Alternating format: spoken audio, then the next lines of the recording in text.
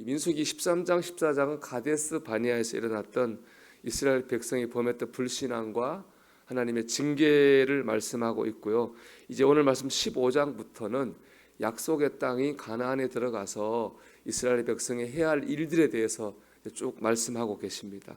근데 첫 번째 1절에서 31절까지 말씀 보면 주제가 예배입니다. 가나안 땅에서 해야 될 가장 첫 번째로 소개한 게 바로 예배입니다. 이 말은 가나안 땅에 들어가서 해야 될 가장 우선적이고 중요한 일은 하나님께 예배하는 일이라는 겁니다.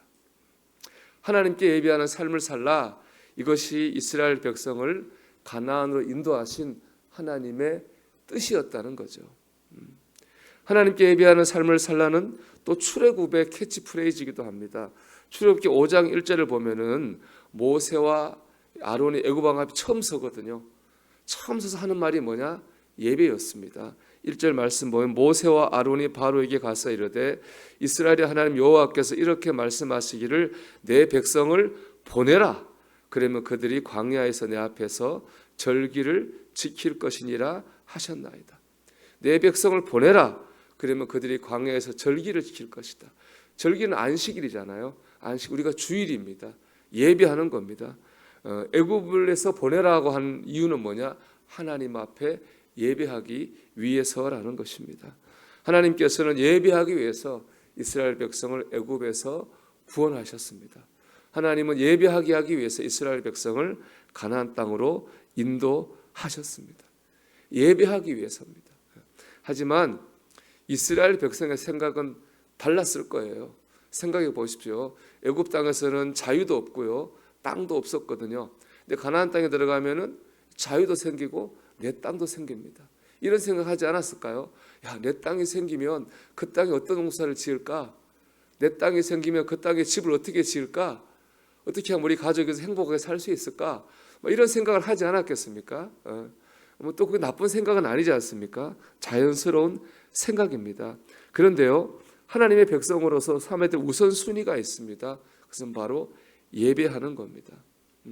가나안 땅에 정착한 후에 이스라엘 백성의 삶을 보면요, 이 두 가지가 충돌합니다. 예배하는 삶, 인간적인 소망을 쫓아가는 삶이 이 두 가지 가치가 충돌하고 있어요.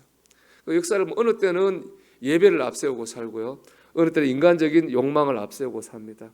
근데 결과를 놓고 보면은 예배를 앞세우고 살 때는 이스라엘 백성이 부흥하였고, 예배를 뒤로 하고 자기가 원하는 삶을 앞세울 때는 이스라엘 백성이 어려웠고 결국 그것 때문에 망했습니다.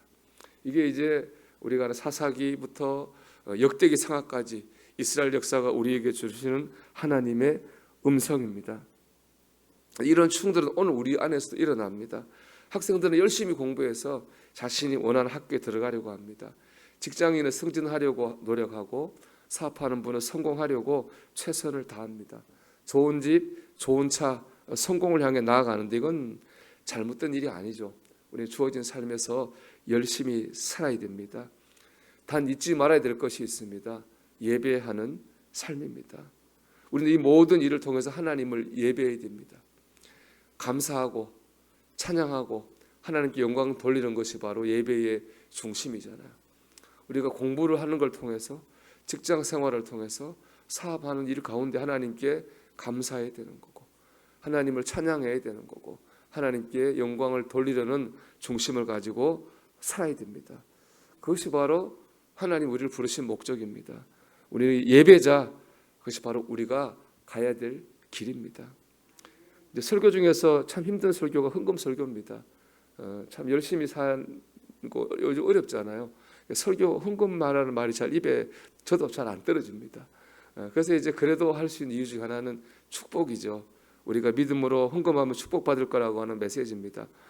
하나님 분명히 이대로 역사하십니다. 믿음으로 심으면 축복으로 결실하게 하시죠. 하지만 축복이 헌금의 제1의 이유는 아닙니다. 헌금의 제1의 이유는 예배입니다. 11절을 생각해 보십시오. 우리가 10분의 1을 하나님께 드립니다. 그러면 10분의 1은 하나님의 것이고 10분의 9는 내 것이라는 뜻은 아니죠. 우리가 10분의 1을 하나님께 드림으로 내 삶 전체가 하나님의 것이라고 하는 믿음을 고백하는 것입니다. 3절 말씀 보면 소나 양으로 여호와께 향기롭게 드릴 때에는 이런 말이 있습니다. 여호와께 향기롭게 드린다는 표현은 희생을 드린다는 말입니다. 지금 내 희생을 통해서 하나님을 예배하는 거죠. 근데 희생이 있을 때 그 예배가 향기로워지기 때문에 그렇습니다. 첫 번째 이유는 예배하는 거죠. 세상에는 여러 종류의 길이 있습니다. 모든 길에서 성공이라는 말을 들으려면 뭔가 성취를 이뤄내야 됩니다.